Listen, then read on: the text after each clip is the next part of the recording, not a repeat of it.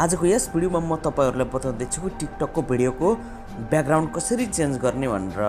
हो साथीहरु, टिकटकको भिडियोको background change गर्दा निकै नै एट्र्याक्टिभ देखिन्छ भिडियो हेर्न निकै नै राम्रो र निकै नै सुन्दर देखिन्छ। त्यस्तो भिडियोहरुको भ्युज धेरै नै जान्छ र टिकटकको भिडियो तपाईहरुले जुन क्यामेरादेखि सुट गर्नुहुन्छ त्यो पछाडीको ब्याकग्राउन्ड भनेको जस्तो छ त्यस्तै नै रहन्छ। र म आज तपाईहरुलाई एकदम सरल तरिकाले त्यो ब्याकग्राउन्डलाई पनि कसरी यस्तो किसिमले चेन्ज गर्ने भन्ने बारेमा जानकारी दिँदैछु। तपाईहरुले यो भिडियोलाई अन्तिमसम्म हेर्नु होला।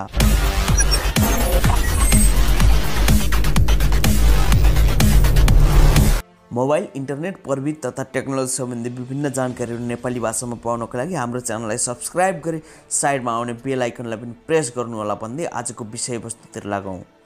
हो साथीहरु, टिकटकमा अहिले दिनौं जसो नयाँ भिडियोहरू भाइरल हुने गर्छन्। जुन भिडियोमा तपाईहरुले जति धेरै मेहनत गर्न सक्नुभयो त्यति नै बढी भ्युज आउने गर्दछ र तपाईहरुले मेहनत गरेर बनाएको भिडियोको पक्कै पनि भ्युज जान्छ र त्यसमा लाइक, कमेन्ट र तपाईहरुको टिकटकमा फलोअर पनि बढ्दै जान्छन्। र तपाईहरुलाई आज म बताउँदैछु कि टिकटकको भिडियोमा कसरी ब्याकग्राउन्ड चेन्ज गर्ने भनेर।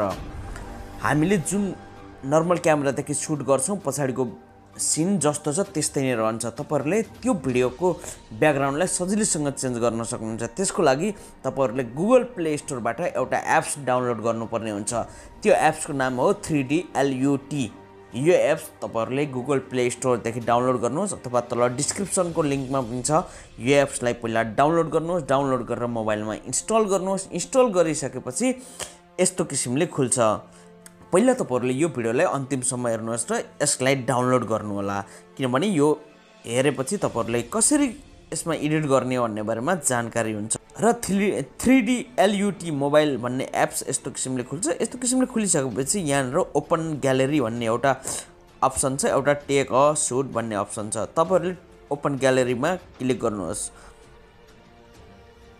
र अब तपाईहरुले कुन भिडियोको ब्याकग्राउन्ड चेन्ज गर्न चाहनु भएको छ, म एउटा भिडियो यहाँ टिकटकदेखि डाउनलोड गरेर राखेको छु। म त्यही भिडियोको ब्याकग्राउन्ड चेन्ज गरेर तपाईहरुलाई देखाउँछु। ओपन गर्छु। ओपन गरिसकेपछि यस्तो किसिमले यहाँनिर खुल्छ यो भिडियो। यस्तो किसिमले खुलिसकेपछि अब यहाँ माथि हेर्नुस् LUT भन्ने एउटा अप्सन छ। तपाईहरुले अन्त केही चलाउनु पर्दैन। यो LUT भन्ने एउटा अप्सन छ, यहाँनिर एकपटक क्लिक गर्नुहोस्। क्लिक गरिसकेपछि यसलाई यता सर्काउनुहोस्। सर्काएर यहाँ टप 25 भनेर लेखेको छ, यहाँनिर क्लिक गर्नुहोस्। यहाँनिर क्लिक गरिसकेपछि अब यहाँ हेर्नुहोस् एउटा यहाँनिर क्लिक गरौँ। यहाँनिर क्लिक गर्न साथ यस्तो किसिमले यो ब्याकग्राउन्ड खुलेको छ। निकै नै एट्र्याक्टिभ देखिएको छ यो भिडियो। अझै यसै त यो भिडियो पहिलेदेखि नै राम्रो हो, नेपालमा धेरै नै ट्रेन्डिङ चलिरहेछ यो भिडियोको। र अब यहाँनिर क्लिक गर्नुहोस्, यस्तो किसिमले चल्छ। यहाँ हेर्नुहोस्, यहाँ धेरै नै यस्तो ब्याकग्राउन्ड कलरहरू दिएको छ। यहाँदेखि तपाईहरुले सजिलैसँग यसको ब्याकग्राउन्ड चेन्ज गर्न सक्नुहुन्छ। र तपाईहरुले यस्तो किसिमले भिडियो मिक्सिङ गर्नको लागि तपाईहरुले सकेसम्म जहाँनिर फुलहरू छ, जहाँनिर तपाईको ब्याकग्राउन्ड सिनहरू देखिन्छ, जहाँ घाँसहरू देखिन्छ, त्यस्तो किसिममा तपाईहरुले भिडियो सुट गर्नुभयो भने निकै नै राम्रो पनि देखिन्छ र त्यस्तो ठाउँमा तपाईहरुले आफ्नो भिडियोलाई सुट गर्नु होला। र यस्तो किसिमले यहाँनिर हेर्नुहोस्, यहाँ थुप्रै एनिमेसनहरू छ। तपाईहरुले यो भिडियोलाई एनिमेसन दिन सक्नुहुन्छ। यस्तो किसिमले यसको ब्याकग्राउन्ड चेन्ज हुन्छ, निकै नै राम्रो देखिन्छ। यस्तो किसिमले तपाईहरुले पनि आफ्नो भिडियोलाई बनाउनु। र यस्तो किसिमले तपाईहरुले भिडियो बनाइसकेपछि अब यो भिडियोलाई सेभ गर्नको लागि साथीहरु तपाईहरुले यो भिडियोलाई सेभ गर्नको लागि यहाँ माथि राइटको अप्सन छ, यहाँनिर एकपटक क्लिक गर्नुहोस् र यहाँ सेभ टु ग्यालेरी भन्ने एउटा अप्सन छ। यो सेभ टु ग्यालेरीमा गएर क्लिक गर्नुहोस्। सेभ टु ग्यालेरीमा गएर क्लिक गरिसकेपछि यहाँनिर प्रोसेसिङ हुन्छ, एकछिन वेट गर्नु होला।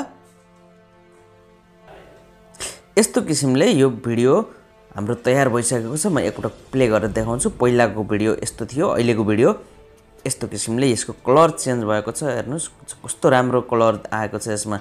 तपाईहरुले पनि आफ्नो भिडियोमा यस्तो किसिमले कलर चेन्ज गर्न चाहनुहुन्छ भने आफ्नो भिडियोमा पनि कलर चेन्ज गर्नु होला र नबुझेको कुरा कमेन्ट बक्स मार्फत पनि जानकारी गराउन सक्नुहुन्छ भन्दै आजको लागि बिदा हुन चाहन्छु। हाम्रा अन्य भिडियोहरुलाई पनि हेर्दै जानु होला। हस्त नमस्ते।